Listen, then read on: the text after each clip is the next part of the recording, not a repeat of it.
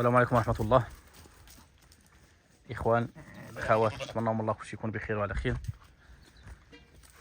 عندنا تبارك الله جوج حليات للبيع كسابيات. ولاد الكسيبة عندي تويميات للبيع. اللي يعجبو ولا شي حاجة راه نخليو الرقم أسفل ولا على الشاشة.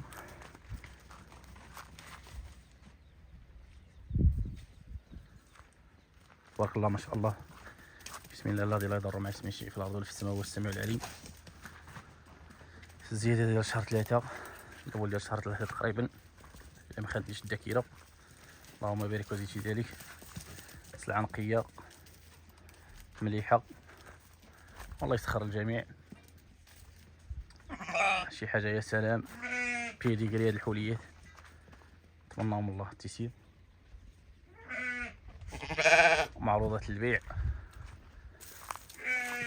بنخليهم نكسبهم، ولكن ضروري خصك تبيع شويه باش تكالي المصاريف. الله يصاوب. شي حاجه يا سلام، غيديروا نعاج ملكيات، النعاجات ديال المليون ان شاء الله، ومليون وستين ان شاء الله قرب تولد. اللهم بارك وزيد في ذلك.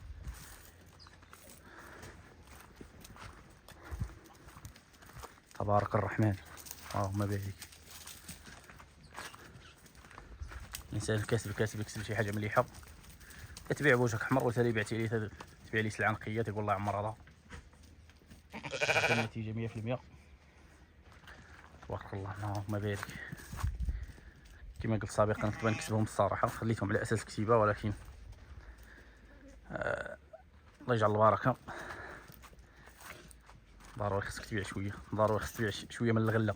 الا ما بعتيش ميمكنش تجد كلشي، ما يمكنش انك ما تبيع حتى حاجه. هادشي باش دار باش يتباع، ودار باش يكسبوا منه الناس اخرين. الله يسخر الجميع. شي حاجه مليحه وخاليه من العيوب. اللي كاينه، اللي ما كايناش. ما تيضرب على راسو. الثمن كاين، شاري اللهم خذ المليح. تزيد 1000 درهم، تزيد 1500 درهم، تزيد 700 درهم، تزيد اللي زدتي في المليح ماشي مشكل. تدي سلعه نقيه، ومن بعد تتصرف ان شاء الله، تولي انت تتبيع بالثمن. واهم حاجه تكسب تاصيله وسلعه نقيه. اللهم بارك. اللي عجبوه الرقم على الشاشه في واتساب. الف مرحبا. المواقع والمرقد راه تهدله. الله يسخر، والسلام عليكم ورحمه الله وبركاته.